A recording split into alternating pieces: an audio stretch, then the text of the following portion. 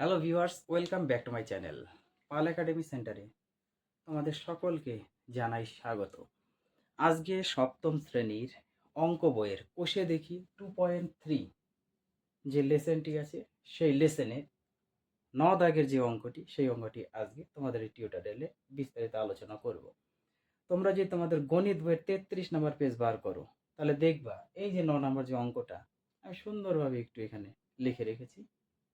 তাহলে চলো বেশি কথা বাড়াবো না, আমরা সরাসরি অঙ্কটা করব। তোমরা সকলেই জানো এটা অনুপাতের অধ্যায় এবং অনুপাতের অঙ্কগুলি কীভাবে করতে হয় আমি 1 থেকে 8 পর্যন্ত অনেকবার বলেছি, অনেক বুঝিয়েছি। আজকে আর বেশি ভাষণ দেওয়া যাবে না, সরাসরি 9 নম্বর অঙ্কটা আমরা শুরু করব।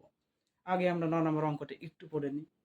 কী আছে দেখো তো, আছে যে 12,100 টাকা, 12,100 টাকা মাত্র মধু, মানস, কুন্তল, আরেকজন আছে ইন্দ্র, 4 ব্যক্তি, 4 ব্যক্তির মধ্যে 2:3:4:2 অনুপাতে ভাগ করে দিছে। বাহ, কি সুন্দর! তাহলে কে কত টাকা পাবে? এ কোনো অঙ্ক হলো? এটা কোনো অঙ্ক? তোমরাই বলো তো। হ্যাঁ, এটা কোনো অঙ্ক? এটা আমার করতে হয়? তাও করে দিচ্ছি। দেখো কত আছে 12,100 টাকার মধ্যে। কার কার? মধু, মানস, কুন্তল, ইন্দ্র। তাহলে আমরা এই 4 জন আগে লিখে নিই। মধু, কমা দিয়ে মানস, কমা কুন্তল ও কে ইন্দ্রর, তাই না? ইন্দ্রর টাকার অনুপাত, টাকার অনুপাত কত কত অনুপাত? 2:3:4:2 হয়ে গেল না? পরের লাইনটা কি লিখবো? অনুপাতের সমষ্টি, অনুপাতের অনুপাতের সমষ্টি করে দিই। সমষ্টি আমরা কত হবে? সমষ্টি 2+3+4+2 যোগ করলে কত হয়? 11। দেখো যোগ করো, 2 4 6, 6 3 2 5, তাহলে 5 6 11 হয়ে গেল 11। এখন কত টাকা আছে বলো তো? টাকা তো বেশি নাই, মাত্র 12,100 টাকা। আমরা লিখতে পারি না 12,100 টাকা, 12,100, তাই না? টাকার মধ্যে প্রথমে কোন ব্যক্তি আছে? মধু। লিখে দিই মধু। মধু পাবে কত পাবে? 12,100 গুণ মধুর অনুপাত 2 বাই অনুপাতের সমষ্টি 11। এবার 11 দিয়ে কাটি, 121। 11 11 গুণ করলে 121 হয়। কেটে দেখবা 11 হবে, আর দুটো জিরো ছিল বসে যাবে। বোঝা গেল?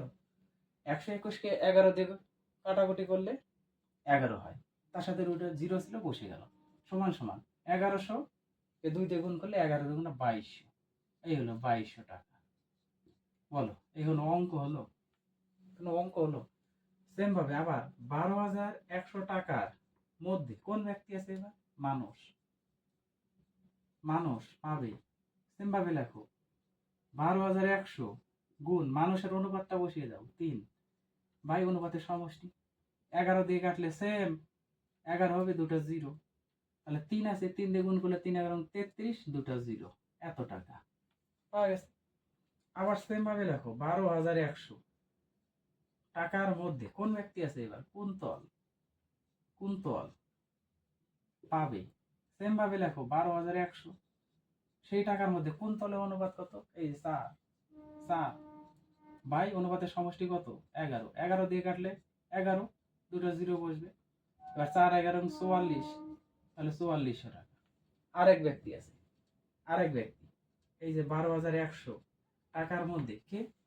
ইন্দ্র, ইন্দ্র, ইন্দ্র পাবে কত পাবে? 12,100 গুণ ইন্দ্রর অনুপাত 2 বাই দিয়ে 11। 11 দিয়ে কাটো, সেম 11 হবে, দুটো জিরো, গুণ করলে 11 2 22। এই হলো এত টাকা। তাহলে আমাদের মধু পাবে 2200 টাকা, মানুষ পাবে 3300 টাকা, কুন্তল পাবে 4400 টাকা এবং ইন্দ্র পাবে 2200 টাকা। তাহলে এই 12,100 টাকা তাদের হিসাব, কে কত টাকা করে পেল। তাহলে এই ছিল হচ্ছে তোমাদের 9 নম্বর অঙ্ক। তোমরা একটু করো, প্রত্যেকটা অঙ্ক একটু রিভাইজ করো। আবার দেখা করব তোমাদের সাথে পরবর্তী পার্ট নিয়ে।